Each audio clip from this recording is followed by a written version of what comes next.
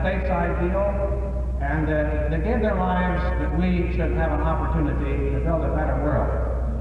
And it seems to us a vastly challenge that we ought to undertake, to use the time in our lifetime to build a better and more peaceful world. Now I know many people don't quite possess the imagination to see the importance of the United Nations. I often think of Charles Kettering, who was the great genius of General Motors, the man who invented the Kettering motor and the self-starter and ethyl gasoline. And he said, you know, I can't read the papers more than 20 minutes a day because he said, I don't want to learn things can't be done.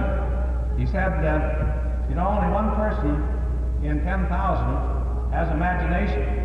Now he says, if you doubt that, put an idea before a group of people. If you have 10% left of your idea, you've done mighty well, because he said people are always willing to tell you what's wrong with an idea, but seldom what's right. Well, people like you here today, you have the imagination, and so we have to use our imagination to persuade the other people in our areas, in our neighborhoods. The United Nations is vitally important for our future and for even our survival. Marcella Denor called the office the other day, knew I was coming out here, and she said the mayor of Huron is interested in knowing something about United Nations Day and United Nations Week. And so last night we called the mayor. Well, Marcella Denor has a job. She is the chairman for United Nations Day and Week here in Huron. So we have a good start right here. So we explained to the mayor how United Nations Day came about. Now this is the 13th birthday of the United Nations, coming up on October the 24th. It was back in 1948, and if you can just imagine yourselves, perhaps the assembly back in 1948, and one of you had an imaginative idea, and you asked to be heard, you presented this resolution. And your resolution was to this effect, that October the 24th, all over the world, it ought to be a day of education on behalf of the United Nations. Education on the aims and achievements and the problems of the United Nations all over the world. And the resolution was passed, and so today, now in 81 nations, there is educational and information going forth on the United Nations. So, in America, the President of the United States has issued his proclamation. He urges every American citizen to study the United Nations, and every church, every civic organization to have a program on behalf of the UN. And so the President, through the Secretary of State, has appointed a businessman by the name of Stanley Rumbaugh. And Stanley Rumbaugh has in turn asked the 48 governors to appoint state chairmen. Now this year we hope we'll have the whole 48 states with state chairman. Last year we had 46 out of 48, almost 100%. And the state chairman in turn call upon each of the mayors to set up a committee. Now you say, what is a committee to do? Well, when you go back home tomorrow, you might check in your home community, and if there isn't a United Nations Committee for UN Day, October 24th, well, let's start one. Let's go to the mayor and say, let's have a committee. And he says, what do you want to do? Well, you say we want the schools to participate in some program for the United Nations, the churches, the civic clubs, and the individuals. For instance, this year, we're sponsoring an idea of a United Nations dinner in every home. Now, that's something that you can do with food from another land. There's a United Nations cookbook, and just dedication on United Nations Day with a UN dinner in your home, that in itself is dedication. And it's interesting what's taking place around the United States. There's a big firm, an aircraft firm, down in St. Louis with 25,000 employees that is now giving United Nations Day as a vacation. The United Nations Day vacation in honor of the UN. You know, there are, I guess, no international days of that type in the world. Of course, Christmas is celebrated in various religions at different times. New Year's has its different dates and so on. But United Nations Day would be a worldwide celebration in dedication to the United Nations. Now, what are some of the important issues that are taking place? Let's say that you're the assembly down in New York. Well, what are the things you're talking about? Well, one of the important issues is, of course, the crisis in the Formosa Straits. And there are another 70 items on the agenda, but I want you to know that the position of our National Association, we have wired our president, and we have urged the United States not to become involved in a war over Matsu and Quemoy, the islands off the Chinese seacoast. We hope something develops out of the conciliation talks at Warsaw on a diplomatic level, but if not, we think the idea, this problem of Matsu and Quemoy ought to be turned over to the United Nations, where we have the collective wisdom of more than one nation in addition to our own.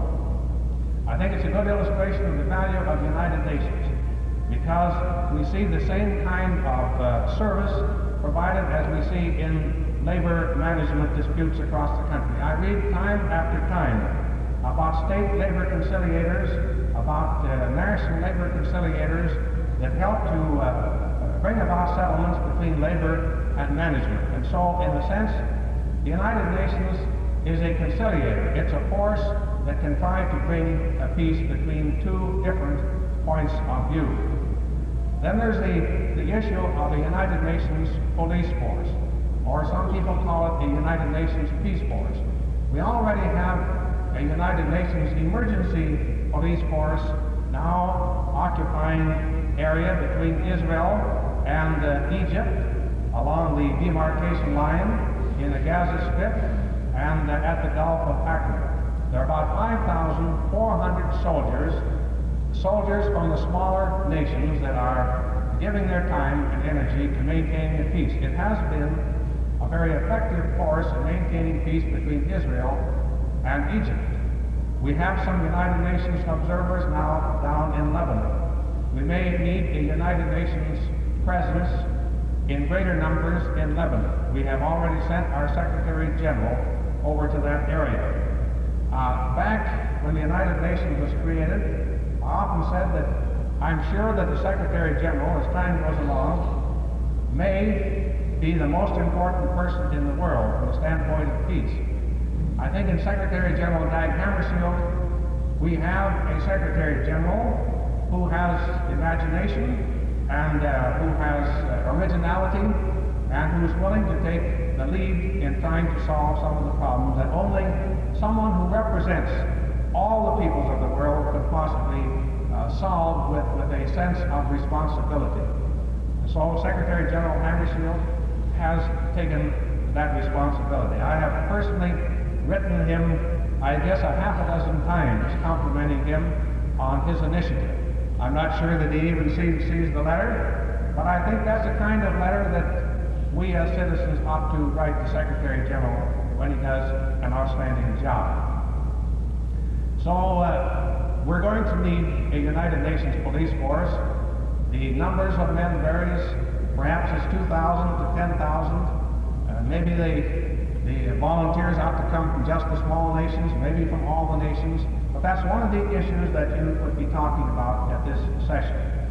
Then there's the problem of disarmament. Well, disarmament is rather close to us here in the upper Midwest. We have had Senator Humphrey, who has done a magnificent job as chairman of the subcommittee on disarmament and the Foreign Relations Committee, and Governor Harold Stassen has made excellent contributions to disarmament at the London conference and for many months prior to going back into public life.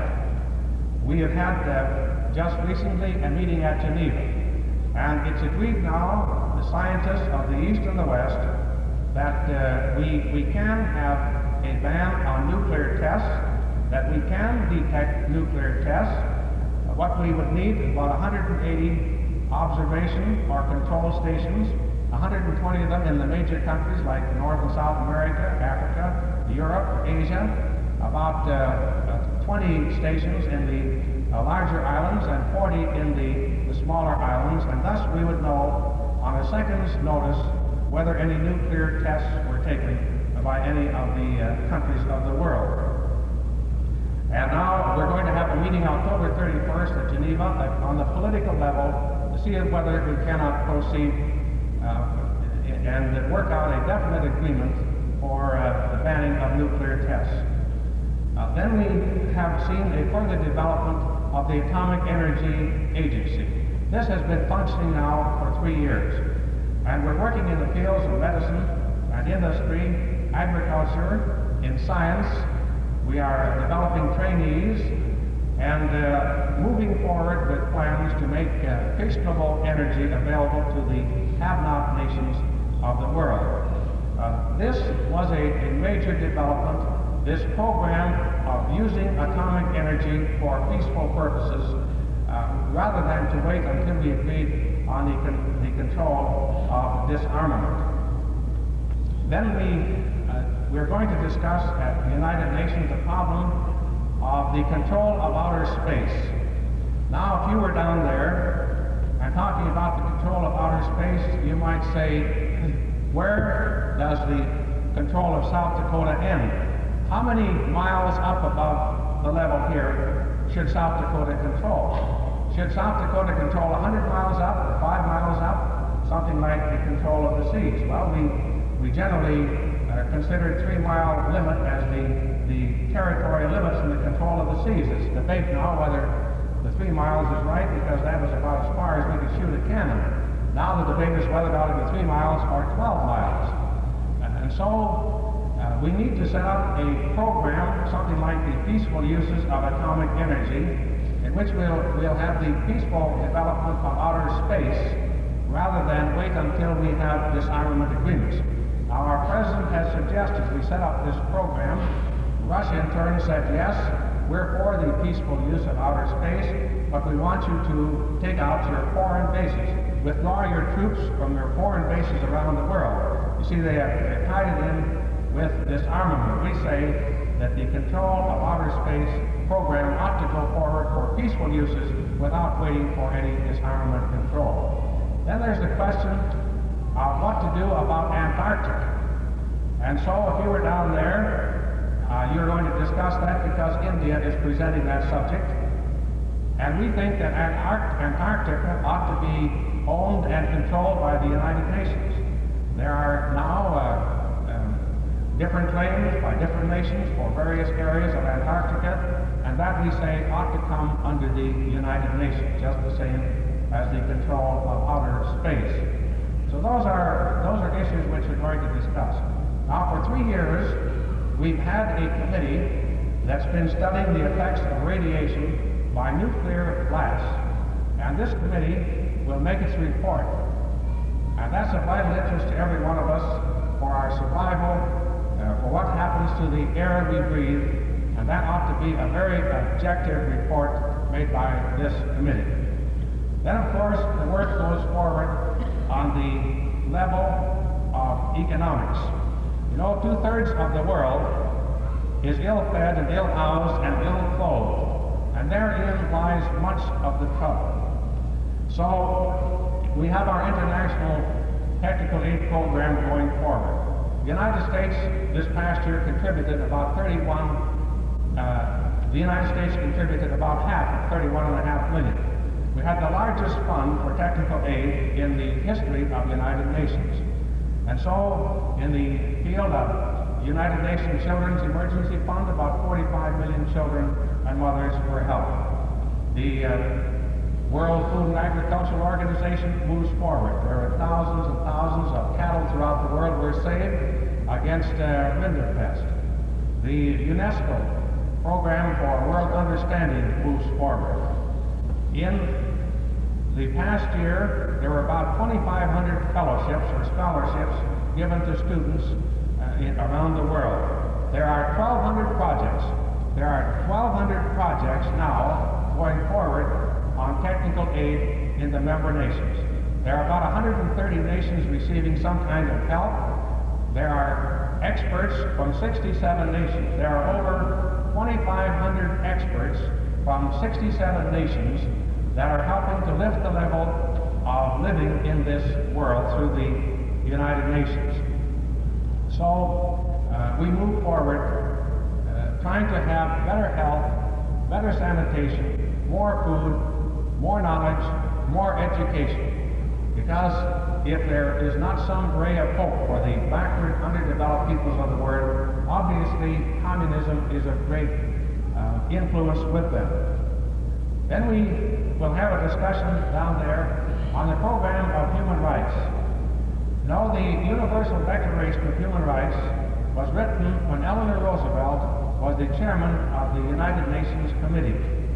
Mainly, it's an educational program so far, these 30 articles of human rights.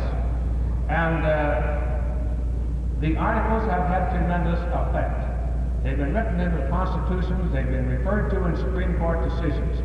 We haven't carried forward to any great extent except to write the Universal Declaration. Now we're going to have a report this session about the political and civil rights document, and then a discussion of the social and economic rights document. It's pretty well agreed now that in this Universal Declaration of Human Rights, or this treaty, we're going to have two treaties, one on the political and civic rights, the other on the social and economic rights.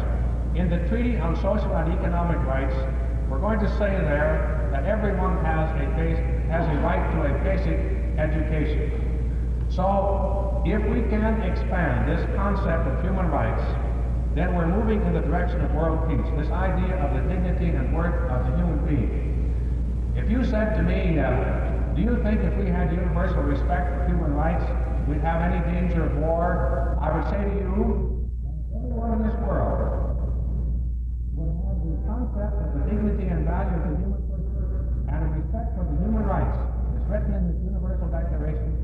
We have no fear of war. It's only when these human rights are violated. Now, when we look at the rest of the world, of course, we have our own troubles here in the United States because 2/3 of the world is colored, and you see, we're on trial today as a democracy in the eyes of 2/3 of the people of this world. And that, like Governor Faustus, you may think he's right, he may rationalize, but you see, he's not thinking in terms of the United Nations, in terms of world affairs, in terms of the impact that kind of policy he's trying to carry forward makes in the minds and hearts of 2/3 of the people of this world. Now, this world is changing. You're living at a very exciting time. You know that in the 13 years since the United Nations was created, well, first of all, we had 50 nations to start. Now we have 81 nations. There are 600,000 people today that are living under a new form of government since the United Nations was created. Think of it. Nations like India and Pakistan and Burma and Ceylon and Indonesia and Israel, those are all the nations. About 600,000 people, you see, have a new way of life, and this movement towards self-government, independence, is moving forward rapidly, and that's the kind of world in which we're living. And when you take that 600,000 and add about another 500,000 in China that's living under a new form of government, you can see the exciting time in which you're living. About half the population of this world, think of it, is living under a new form of government since the United Nations was created just 13 years ago. So there has been much progress. The United Nations helped to stop a war in Kashmir, a war in Korea, a war in Indonesia, a war in Palestine. The problems, of course, are difficult. The problems are many. But if we didn't have this World Forum, first of all, this World Forum, a place where people can talk, a place where people can call names. I shudder to think what would happen if the Russian delegate would use the same kind of language and call the same kind of names in normal diplomacy. But down at this world organization, this great United Nations Assembly, you see, they can tell the United States what they think. And when I think of sometimes the words that our Ambassador Lodge uses in replying to the communists, those perhaps could be the cause of war. If we didn't have this World Forum where people can talk, and it's much better to talk than to shoot. And then there's a chance to vote. And in this process, there's a chance for world opinion, people like us here in South Dakota, to give our views to our President, to our Secretary of State, to those who represent us in Congress. And of course, there's a chance for continuous discussion because every nation has someone at the United Nations at all times. When I was there not so long ago, the American delegate was telling us of the value. He said, you know, if I get a call from Washington and I want to know what the rest of the world thinks of some idea that we might want to suggest, why, he says, I can find out in 24 hours because, he said, I'm in continuous session and I have a quick response. I don't have to send cables anyplace. I just ask my association in the United Nations, and in 24 hours I have a reply for our President and our Secretary of State. So you say, well, this is all to the good. What am I to do? Well, in a democracy, ladies and gentlemen, there isn't any they. They is us. And so you say, I don't like the way things are being operated. Well, let's do something about it. You have a vote, you have a voice, you have a mind, you have an organization. You see, we are the people in a democracy that make decisions. And so there is something that all of us can do to the end that we have peace and to the end that we use the theme of our manhood for leadership in democracy instead of on the battlefield.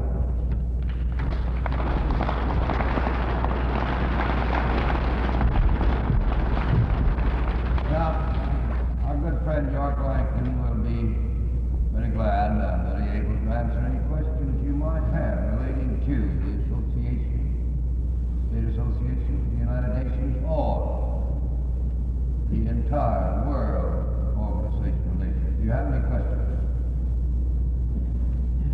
No, Paul, once in a while somebody sits in the audience and say, I wish he'd talk about this. I wish he'd answer that. I know I can stick it, but I just had a chance. Yes.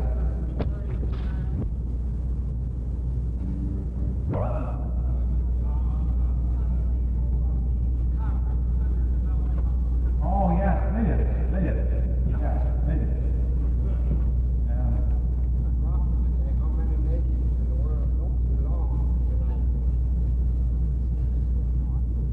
How many nations? Well, Keith, I want to say, Keith Allenwood, in his Farmers and World Affairs, that's a wonderful program that you have, and it's wonderful to see Farmers Union have you out here and discuss it and work with you, because Farmers and World Affairs are very vital.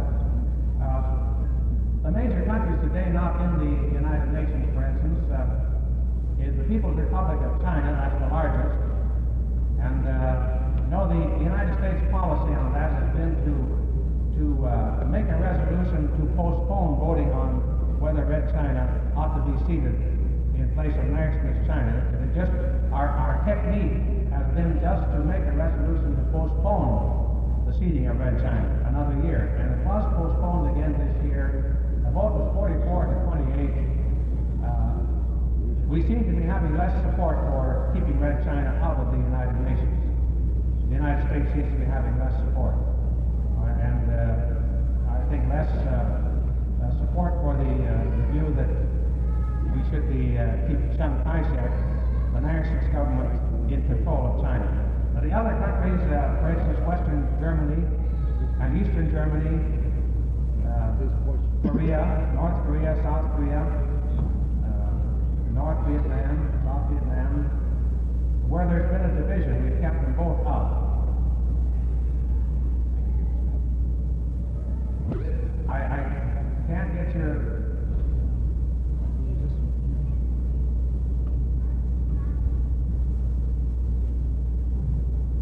Did anybody relay that question? You use the other mic and this one.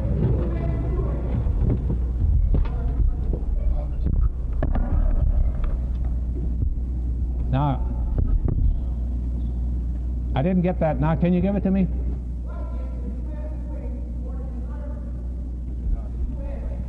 What is the UN doing for disarmament?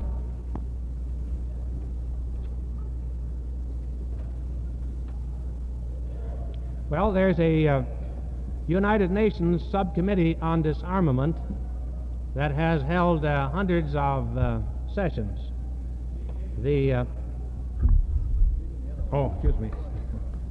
There is a U.S. committee, or I say a United Nations committee on disarmament that has held many sessions.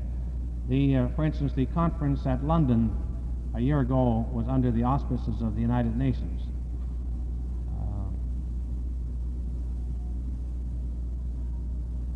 The United Nations has done its very utmost to bring some cooperation on this question of disarmament. The major problem between the East and the West is one of mutual inspection.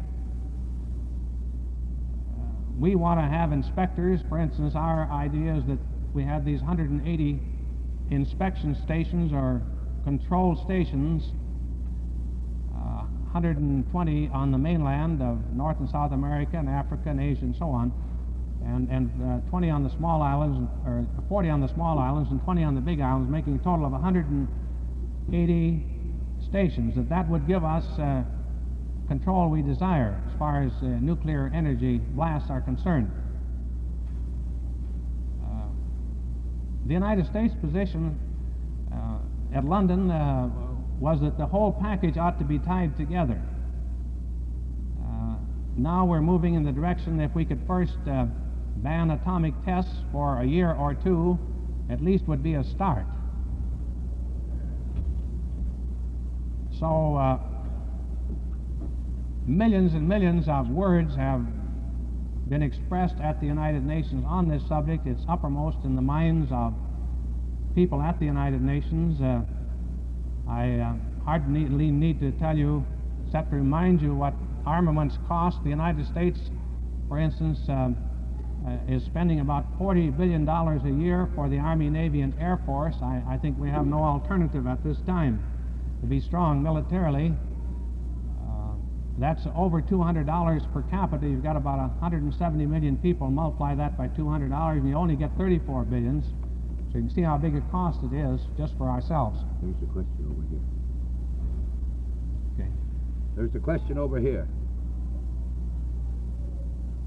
And we'll cut it off.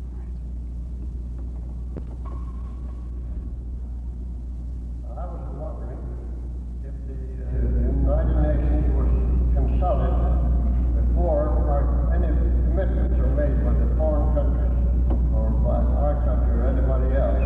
And if you're not or not, are you bound to by their commitments? The question is whether the United Nations is consulted before any commitments. For instance, like Quemoy and Matsu, for instance, you mean? In foreign affairs, we have commitments. What we do, come to their rescue.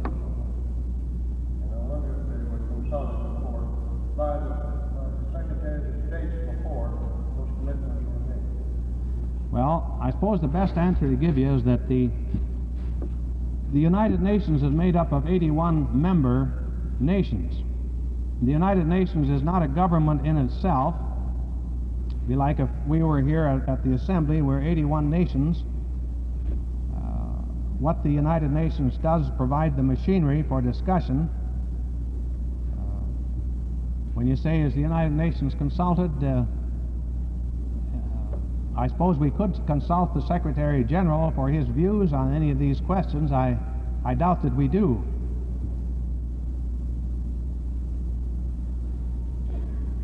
Maybe we ought to.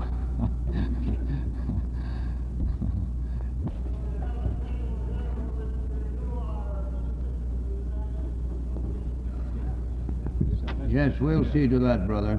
I hope we can get more with the same frame of mind as you are to get a lot of members for the United Nations after this service.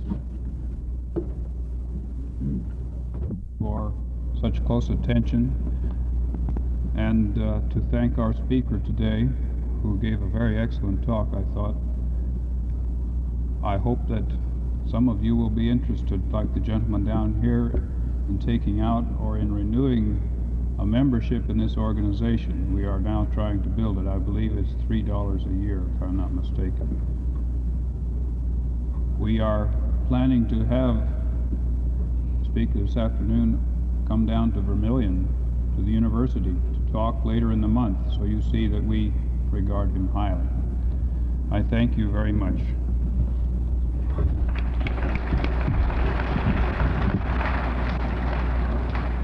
Doc Frank Lewis, for being with us today and the part you have played in our program. And I assure you that we're going to do everything we can to build membership in this area, and I'm sure that you will down around Vermilion. Thank you very much. You're a great guy. You know, whenever we need help in this work, this gentleman's name always comes to mind. He's the guy I think of first because I know that he'll be here if we ask him. He's just that sincere, and he's just have that conviction and determination to build the United Nations. So indeed, York, on behalf of the South Dakota Farmers Union and the members and officers of the local chapter here and the state organization, may we say thank you, York, for being with us. That we can promote and that we can work towards better international relations from that particular front. And we're looking forward to the farmers to take a greater interest in world affairs. So let me introduce to you now Keith Allenwood, who's going to talk for just a few minutes to us about his mission and his job and the objectives of the organization that he represents. I give you Keith Allenwood.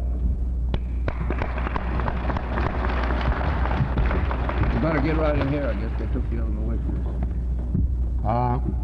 You know, it's a lot of fun to be here today and to see as many people wait this long to hear what few words I have to say. I was rather rude at a luncheon meeting this noon. I cut in and asked to say 2 or 3 words at the UN meeting, luncheon meeting at the hotel. I would endorse and of course go a lot farther than our speaker did on what the UN means to me, because I've spent quite a lot of time down there, visiting, rubbing shoulders with people from different countries. And I think that more than anything else prompted me to take this job, which I started in the 1st of March of this year. I didn't decide this immediately.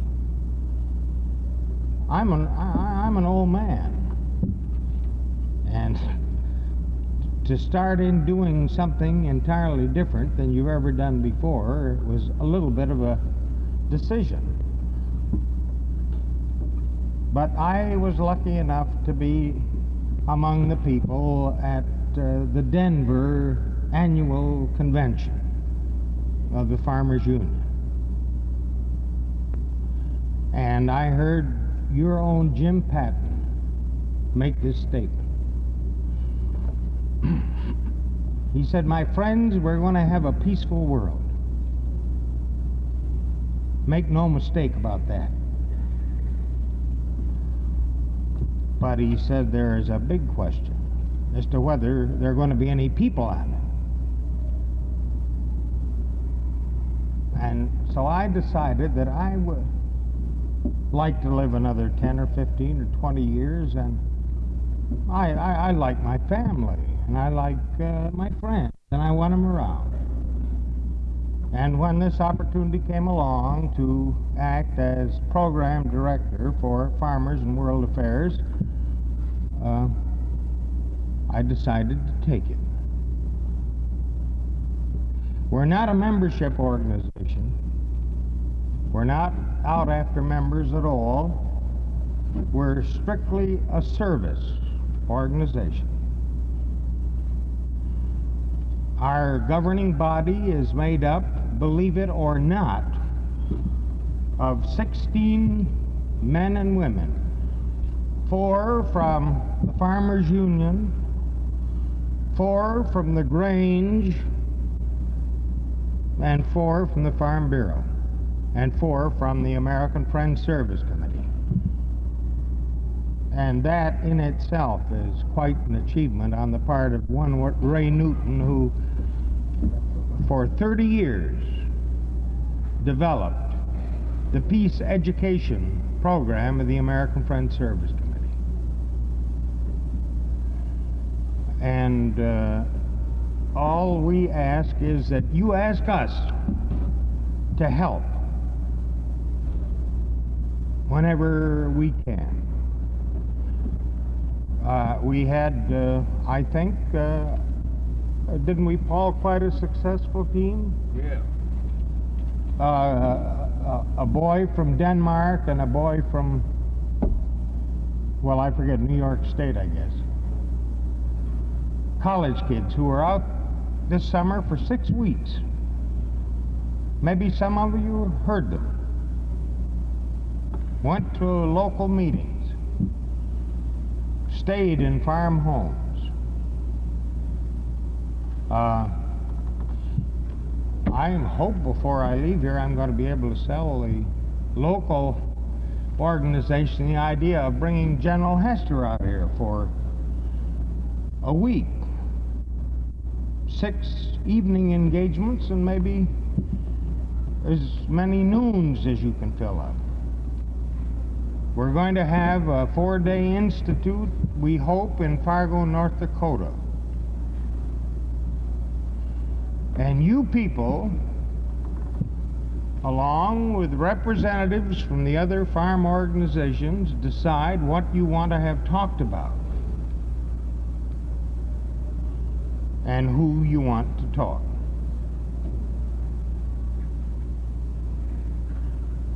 There are no resolutions, no findings, but just, we hope, to broaden the whole idea of human relations. Because if we can't do it here, as individuals, we can't ever hope to do it worldwide. And I think that is about all there is to it. Where some of you might be interested to know that we, up to the present point, have had no foundation money. It's been entirely supported by people who are interested in world peace. If the Farmers Union decided they wanted to give us $4 or $5 million, I doubt very much if we'd take it. Because, well, we would be afraid of being pressured by the Farmers Union. We don't want to be pressured. We won't be. We want to help. We're an outreaching organization. We want to do everything that we can in this whole field of survival. And traveling with General Hester for 4 days, week before last, I learned that the time is really running out. He didn't tell me anything that was unclassified, but the things he had to say were alarming.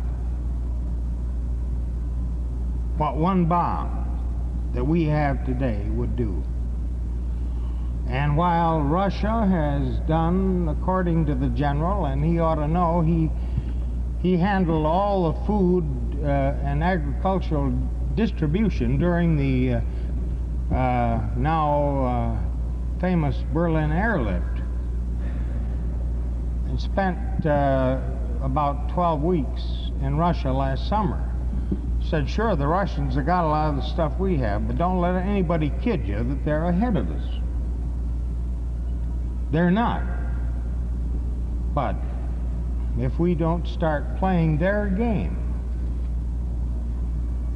which is goodwill and really meaning it. I don't think the Russians really mean it, but I think we could. Not buy friends, but really extend a friendly hand.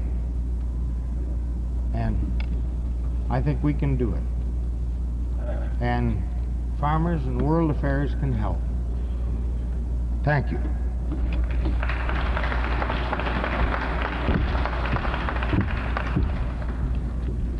Thank you very much,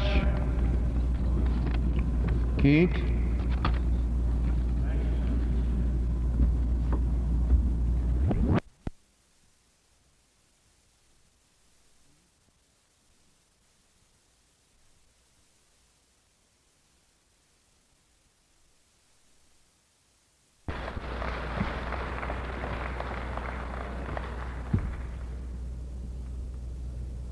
President Opstall, Honorable Harold Cooley, and other distinguished guests on the platform, friends. As I come up here this evening, I am reminded of the Duffer golfer that was playing one of his first games. He'd had a terrible day. He'd been in the rough practically the whole time he'd been on the course. He'd chopped that golf ball out of cow tracks, from behind trees and every other kind of an obstruction. And finally, as he neared the 9th hole, someone hollered, "4," from far down. And he looked down, and there was a man teeing off on the 9th hole, apparently a better golfer than our friend. He hit the ball with all of his force. It carried straight, landed on the tip of the green, dribbled across the green, and dropped into the cup. The Duffer walked over, looked down in, and says, "Now, isn't he in a devil of a fix?" Well, that's the way I am tonight, arriving 24 hours late and being in front of an expert.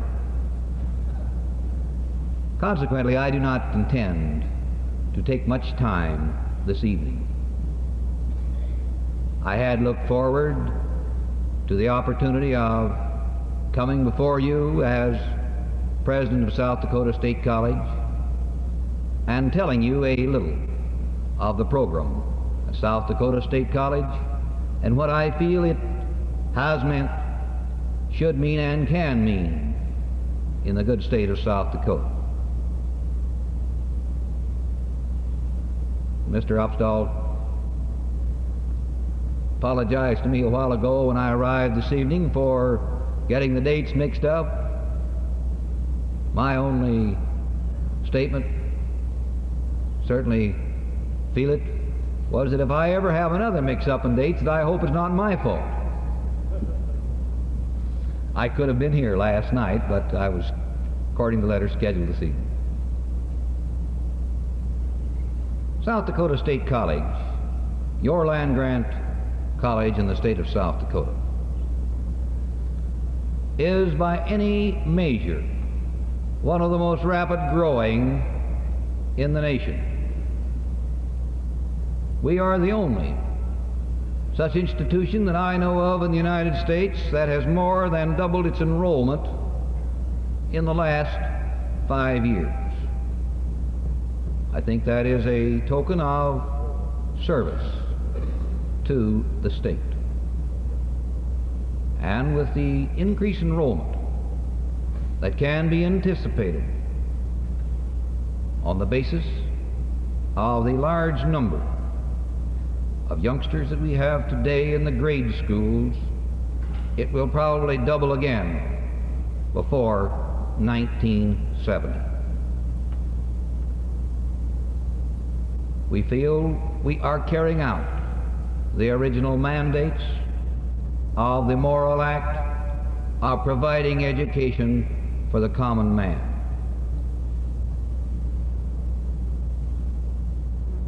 Our honorable congressman coming to us this evening comes from a state that has one of the very finest, one of the strongest land grant institutions in the United States. North Carolina State College and the North Carolina Experiment Station are known throughout the world. We hope that we can do in the future the same fine job in this state that North Carolina has been doing and has so justly been credited with having done down in that state in the South. The first state appropriation, a modest one, was made to the South Dakota Experiment Station in 1906. And from then to 1955, the total appropriations were slightly under $3 million. We feel that's been a good investment on the part of South Dakotans, because it's estimated that just 2 crop releases, Lee and Rushmore wheats, to be exact, have added 15 million extra income to South Dakota that we would not have had were it not for those 2 varieties. We feel that has been a good investment. As you know, our experiment station is jointly financed by state appropriations and by federal funds. We get approximately 1/2 of our income to do research for you folks from each source. I would like to tell the congressman, pledge to him and his agricultural committee, that we here in South Dakota, our staff, will do the best job we possibly can of doing the job needed to be done in South Dakota with any funds that the Congress gives us for that purpose. Our extension service, of course, is very, very active in the state. South Dakota is not a populous state, but it's estimated that last year there were 53,000 families contacted by our extension service. And approximately 17,000 youngsters were enrolled in 4-H clubs in this state. We feel that, too, is a service to the state. Your tax dollar also supports the so-called statewide services in which your soils are tested, other analyses are made, and other services performed that you folks in South Dakota have authorized and financed us to do. We feel that at least $4 million has been saved in just the last few years because of soil service testing in the state, helping you folks do a better job of using your expended dollar wisely. We have then a 4-fold institution. It's not the largest in the country. We have approximately 3,800 students at the present time. We have an experiment station that's very active, an extension service that serves as the teaching force from off the campus, and a statewide services to perform functions that you folks have said were worthwhile and that you wanted. We hope we can continue to do that job well. And Congressman Cooley, I would like to say that with the good help of the people of South Dakota, we hope someday that South Dakota State College will become as well or better known than North Carolina State College. I thank you.